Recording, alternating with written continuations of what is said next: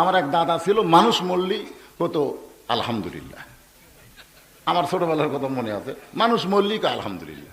আমি বললাম দাদা ভুল কইছেন, ইন্নালিল্লাহ কন। তখন আমার দাদা বলতেছে যারা দাওয়াত পায় না তারা ইন্নালিল্লাহ কয়, আর যারা দাওয়াত পায় তারা আলহামদুলিল্লাহ কয়।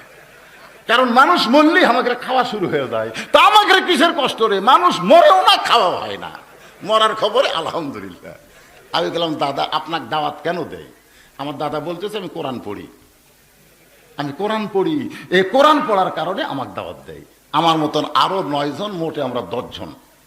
কেউ মরলেই আমরা তার বাড়ির যায় 3 পারা করে ভাগ করে 30 পারা কোরআন খতম দিয়ে দোয়া করে, আল্লাহ আমরা যতটুকু কোরআন পড়লাম এর যা সওয়াব হয় মুর্দেক দিয়ে দাও।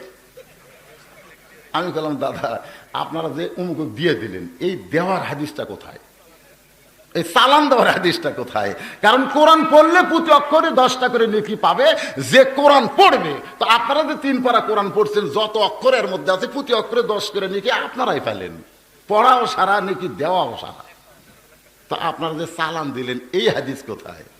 তখন বলতেছে ভাই এই গুমুর দান ফাঁস করে দিস না, এটা ফাঁস করে দিলে কিন্তু আমাকে কোরআন পড়া শেষ। তখন আমি বললাম যে বাংলাদেশের মুসলমান শোনেন, মানুষ মরে গেলে কোরআন শরীফ পড়ে তার জন্য সওয়াব বক্সায় দিবেন, এটা কোনো জায়গাত নাই। কারণ কোরআন মরা মানুষের জন্য না, কোরআন হলো জীবন্ত মানুষের হেদায়েতের খোরাক। জোরে কোন কথা ঠিক কিনা? আপনারা বলেন তো কোরআন কি মরা মানুষের জন্য না জেতা মানুষের জন্য? আজকে অনেক লোক কিন্তু কোরআন পড়ে না, তারপরে আর বিশ্বাস মরে গেলেও জান্নাত যাবো। কি জন্য কিভাবে? তো আমার সোল বল নাই, 2-4টা মৌলবিক দাওয়াত দিয়ে 10 খতম কোরআন পড়ে আমার নামে দোয়া করে দিলে, আমি বক্সা দিলে জান্নাত যাবো না? এই যে ভুয়া বিশ্বাসের উপরে এতদিন ধরে ছিল, আজকে জিনিসটা ক্লিয়ার হয়ে যান। কোরআন কোন গোষ্ঠীর জন্য, কোন মানুষের জন্য না, কোরআন হলো সব মুসলমানের জন্য। জোরে খান কথা ঠিক কিনা? আজ আমি পড়বো আপনি পড়বেন না, তা হবে না, তা হবে না। এখানে তেলাওয়াত মানে কোরআন পড়া না। কারণ গিরিশচন্দ্র সেন কোরআন পড়েছে, কোরআনের বাংলা অর্থ পর্যন্ত লেগেছে, অথচ মরার সময় রাম রাম কয়ে মরে গেল। তার মানে বোঝা গেল কোরআন পড়লেও ইমান বাড়ে না, কোরআন বুঝলেও ইমান বাড়ে না। ইমান কখন বাড়বে?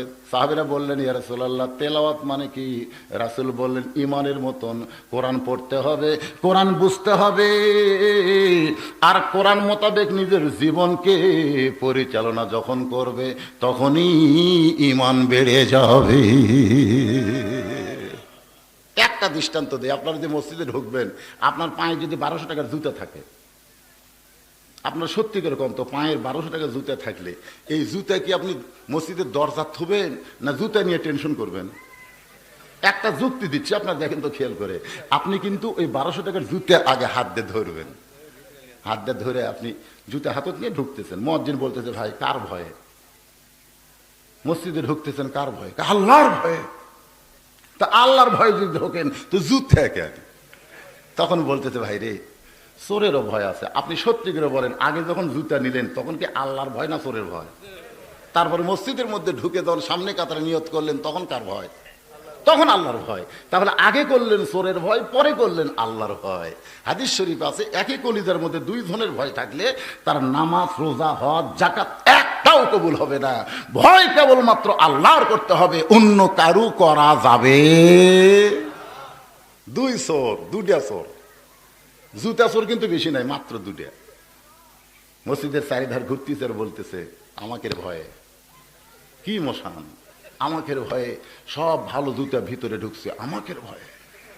বর্তমান বাংলাদেশে মানুষের তৈরি করা আইন থাকার কারণে চোর ডাকাতের মশান বাড়া গেল, ভালো মানুষে ভয়ে মসজিদের মধ্যে জুতা নিয়ে ঢুকলো। জোরে কোন কথা ঠিক কিনা? বর্তমান সমাজে মশান কার? চোরে কেড়ে ডাকাতে কেড়ে মশান বেশি। আমার চিনিস? আর আমার মতন হুজুরের মশান নাই, নাই। ভাই রে কি অবস্থা দেশে হলো, একটু মনোযোগ দিয়ে শুনবেন।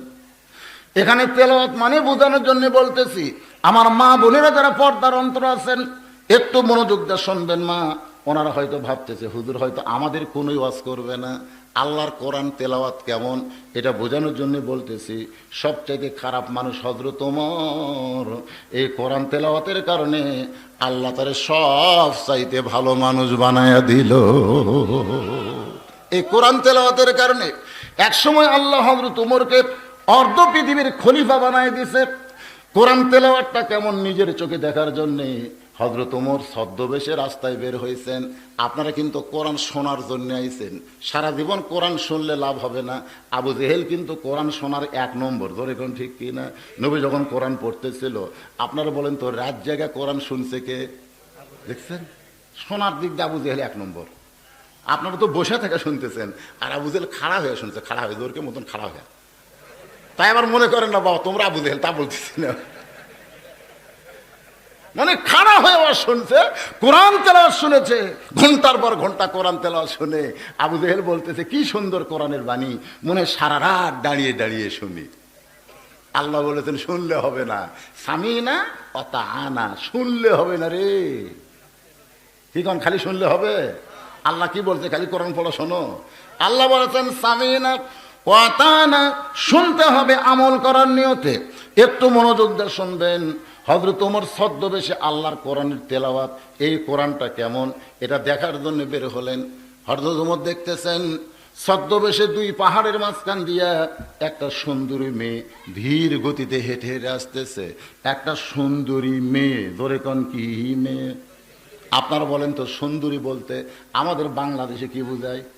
আমাদের বাংলাদেশে যে মেয়েরা যত সাইজা গুইজা বেপর্দা হয়ে ঘুরবে, রাস্তার যুবকেরা কিন্তু সেই মেয়েদেরকেই সুন্দরী বলবে। অথচ যদি আল্লাহর আইন থাকতো বাংলাদেশে, তাহলে কিন্তু ওই বেপর্দা নারীকে সুন্দরী বলতো না।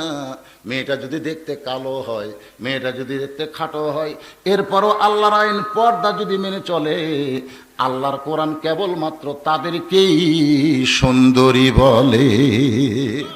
আপনাদের কাছে শিলা কলা ভালো না চোষাওয়ালা ভালো?